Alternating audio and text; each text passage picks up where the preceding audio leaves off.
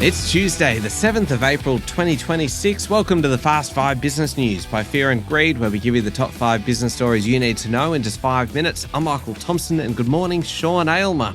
Good morning, Michael. Sean, 5 stories, 5 minutes. Let's go with story number 1. Local interest rates are likely to rise in coming months, and global markets are set for a pretty turbulent week after US President Donald Trump threatened to blow up civilian infrastructure in Iran from tomorrow morning Australian time if the Strait of Hormuz is not reopened.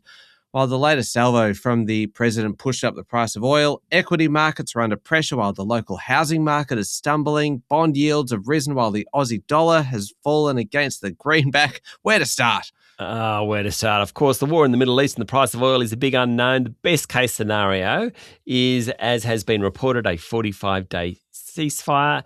Even if that's true and the Strait of Hormuz opens pretty much immediately, the International Energy Agency estimates it will be months before oil prices get back to normal. Worst case scenario, it's what pushed up Brent prices over the long weekend. Donald Trump carries out his threat to bomb critical infrastructure in Iran. Economists are now arguing that under any scenario, headline inflation in Australia heading towards 5%, 4% in underlying terms. That means at least 2 more interest rate hikes this year. Ouch, not happy.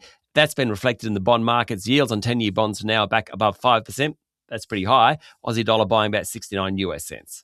It all comes after a pretty crazy weekend out of the US, Sean, highlighted, I think, by the president's rather expletive-laden social media post on Sunday. In part, it said, "Open the effing strait, you crazy bastards, or you'll be living in hell."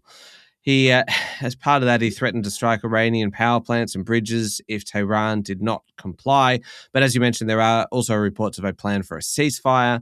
US, Iran, a group of regional mediators discussing the terms for a potential 45-day ceasefire that could lead to a more permanent end to the war. 2 phases to that. The first is the 45-day ceasefire, during which they would discuss a permanent end to the war, and the second phase would be an agreement on actually ending the conflict. Let's hope that's the case. Of course, we've also got to mention the fact that wounded US airman, who was 320 kilometres inside Iran, was rescued over the weekend. Good work, I'd say. Yeah, indeed.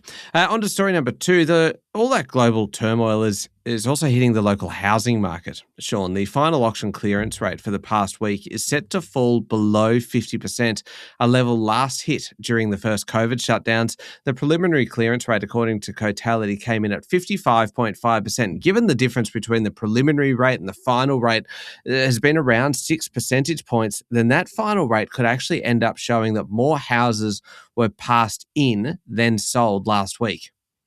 That's right. The Easter week isn't a typical week, to be honest. Only 700 homes went under the hammer. But in recent years, even weeks like this last one, clearance rates have always been above 50%. So you would think, Michael, that maybe we're going to end up with under 50% for the first time since COVID. The trend is your friend, of course. The trend in housing markets, particularly in Sydney and Melbourne, is negative when it comes to house auctions. Story number 3, wait times for electric vehicle purchases has blown out by several months as manufacturers get caught out by the spike in demand.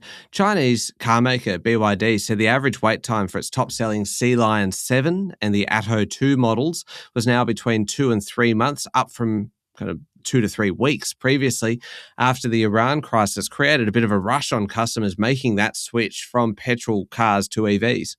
And you're seeing that in finance figures. Commonwealth Bank said it recorded a 161% jump in weekly loan volumes for new battery EVs. NAB said its loan applications had doubled. Even before the Middle East, EVs were rising, or the number of EVs sold were rising. They account for about 13% of all new car and light commercial vehicle sales at the moment.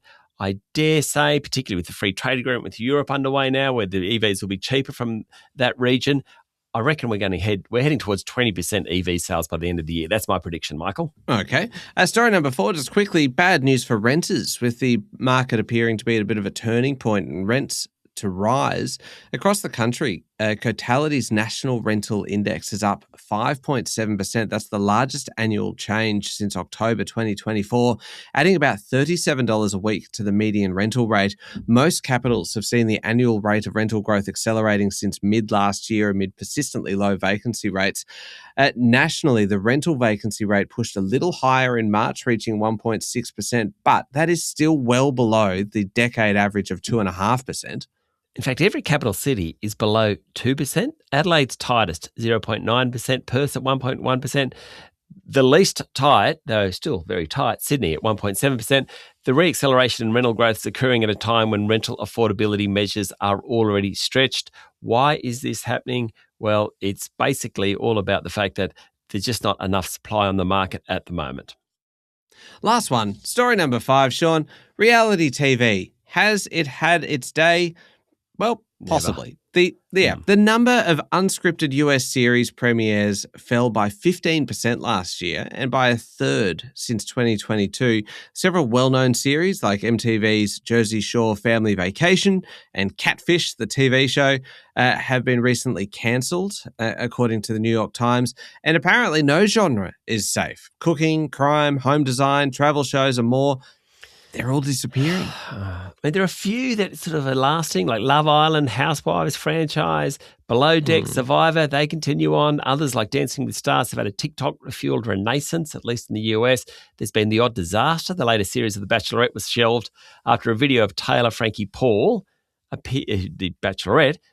The video of the social media post showed her in a domestic violence scandal. They shelved the show.